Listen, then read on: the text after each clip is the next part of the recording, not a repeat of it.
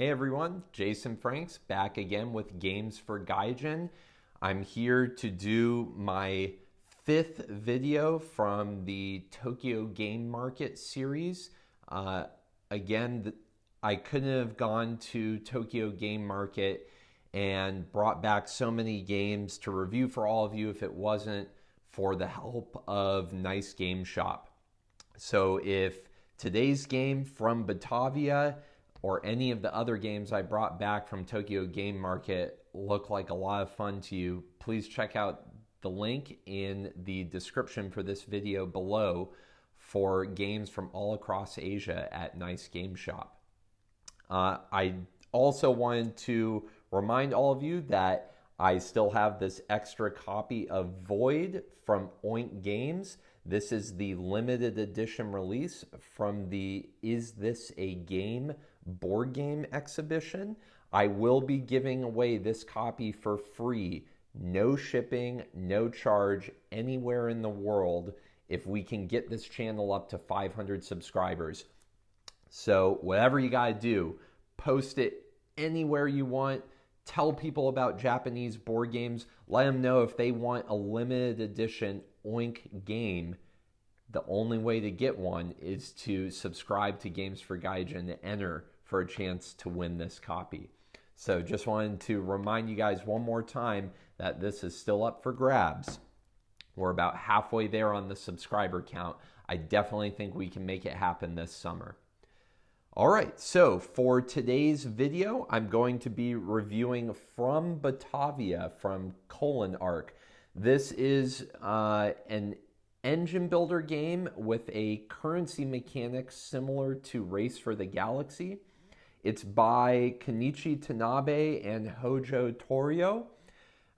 One of the best parts about it is it plays up to 6 people, which I always appreciate in a nice little compact game like this. It also comes with English rules. So right off the bat, this should hit a lot of marks for a really accessible and versatile Japanese board game for you to pick up, especially if you like engine builders.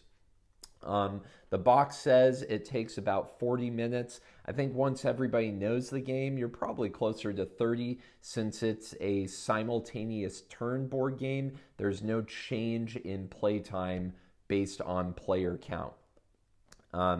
Theme is definitely Euro style. Mechanic is definitely Euro style. So if you're looking for those types of qualities in a board game to pick up from Japan, From Batavia might be a great place for you to start. So without further ado, let's open up the box and take a look.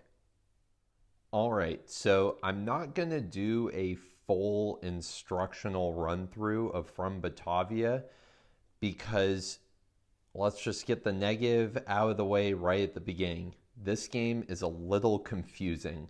It's hard to explain. The rule book, although in English, and although the translation is absolutely superb, the rulebook itself is not structured in the most intuitive way.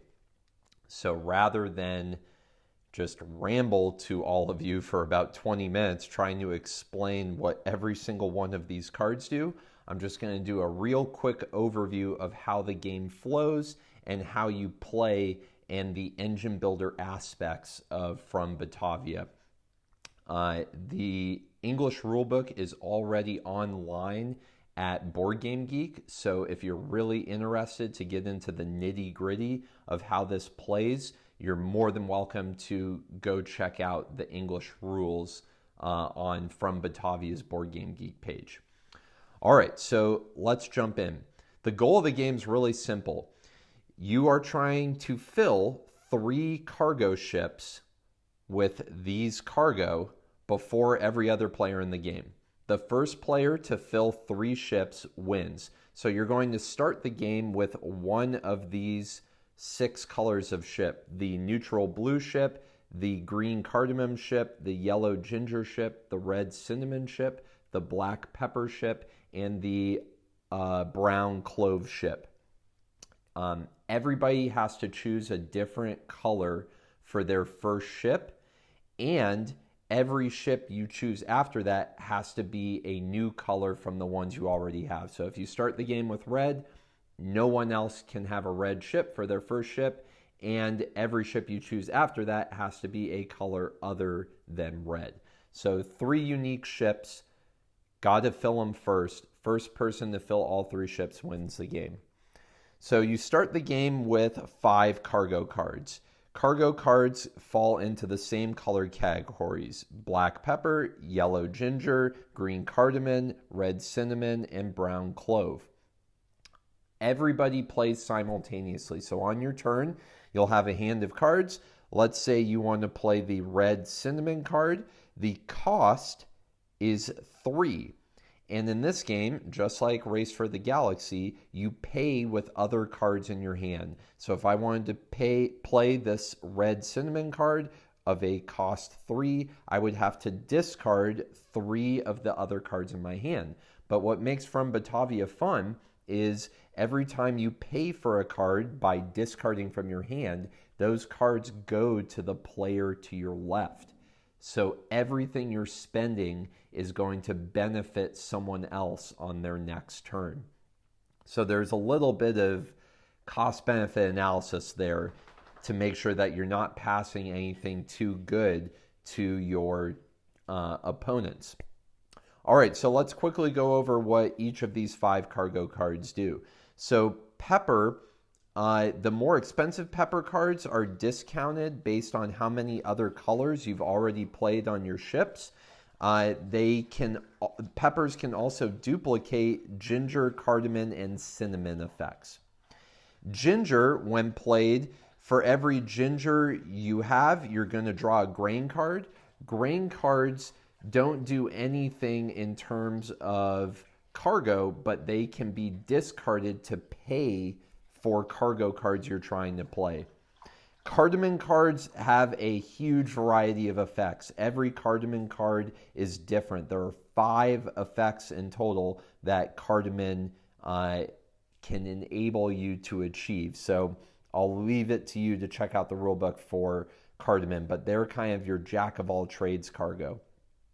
Cinnamon gives you a coin when you play it on your ship, and then allows you to discard a number of cards equal to the number of total cinnamon icons you have across all your ships, to include pepper icons because pepper duplicates. And for every card you discard, you get an additional coin. And then lastly, clove is your deck cycling cargo. When you play them, you get to draw a cargo card or 2 grain cards, and then they increase the maximum hand limit for you to draw an extra cargo card at the end of the turn. So normally, if you have 5 cards or fewer in your hand at the end of the turn, you get to draw an additional cargo card. Cloves raise that limit. The limit goes up by 1 for every clove card that you have played.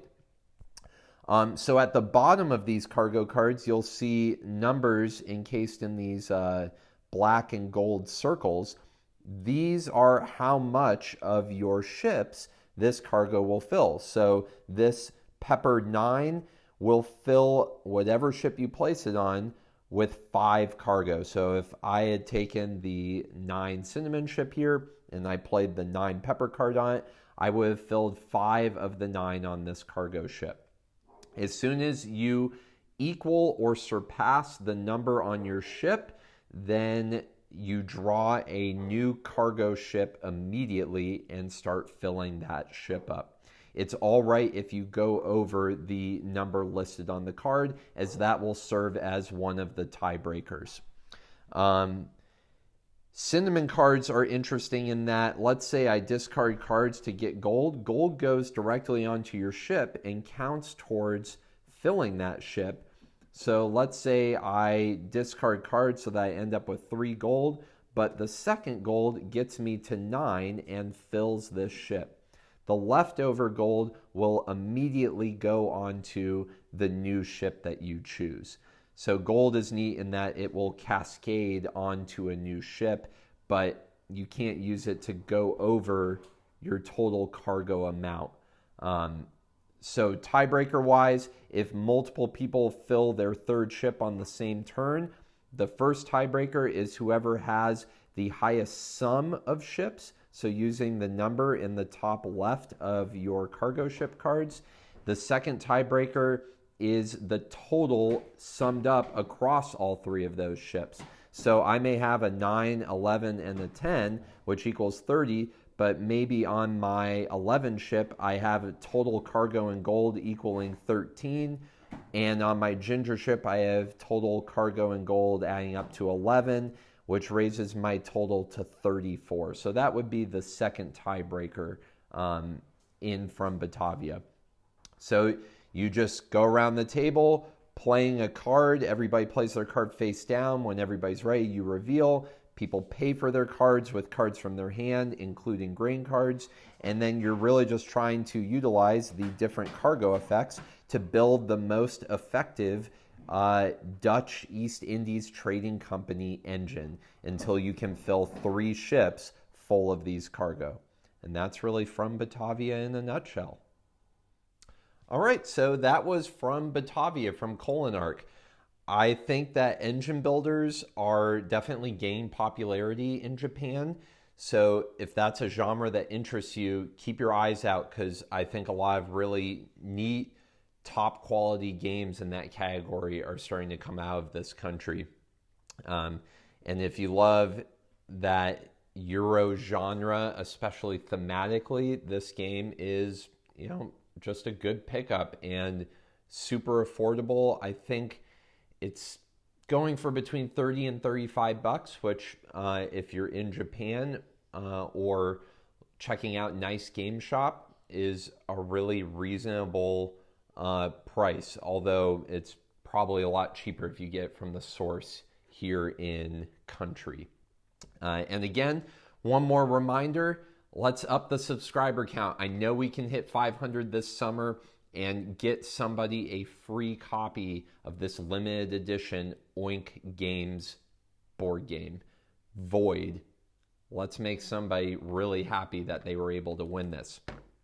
And with that, I still have plenty more games to review from before Tokyo Game Market, from Tokyo Game Market. I'm still going to game shops all the time, so I got a lot of new footage that's going to be heading your way. Stay tuned and keep enjoying Games from Gaijin.